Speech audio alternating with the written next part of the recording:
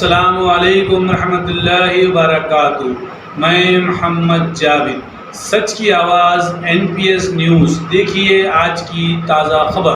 आज की स्टीफन बैठक को यहाँ पर आयोजित करने के लिए मैं महानगर की टीम को हृदय से धन्यवाद देता हूँ और विश्वास व्यक्त करता हूँ कि अगले 1 महीने तक चलने वाले कार्यक्रम के क्रम में एक टिफिन बैठक हर विधानसभा स्तर पर हो। गोरखपुर ग्रामीण के विधायक जी आज यहां पर आए हैं, लेकिन गोरखपुर ग्रामीण की टिफिन बैठक अलग को हो और उसमें सांसद जी उसमें भी जाएं। सांसद जी को तो 5 विधानसभाओं में जाना चाहिए। 5 विधानसभाओं की अलग अलग दिन रखें, अलग अलग समय रखें, कुछ दिन में रखें, कोई रात्रि को रखें, लेकिन अपना टिफिन साथ में लेके जाना है। ये कार्यक्रम अगर हम कर पाएंगे तो वास्तव में एक आम कार्यकर्ता के बीच में हम लोग वह भी किसी के सामने कह सकता है कि हमारी पार्टी तो अन्य लोगों से अलग है।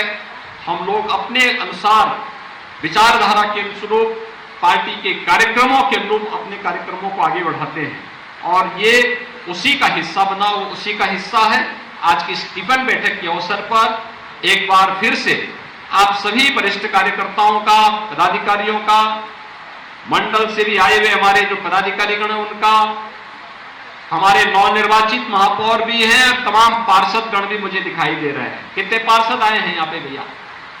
तो काफी बड़ी संख्या में आए हैं और मुझे लगता है पहली बार गोरखपुर में भारतीय जनता पार्टी का फुल मेजोरिटी का बोर्ड भी बना है।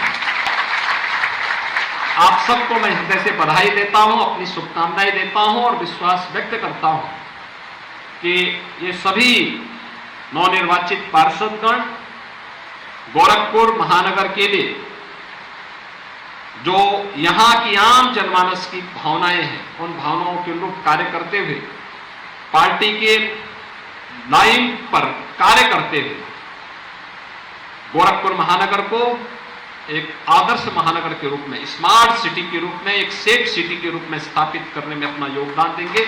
मैं इस पूरे कार्यक्रम के प्रति अपनी शुभकामनाएं देता हूं।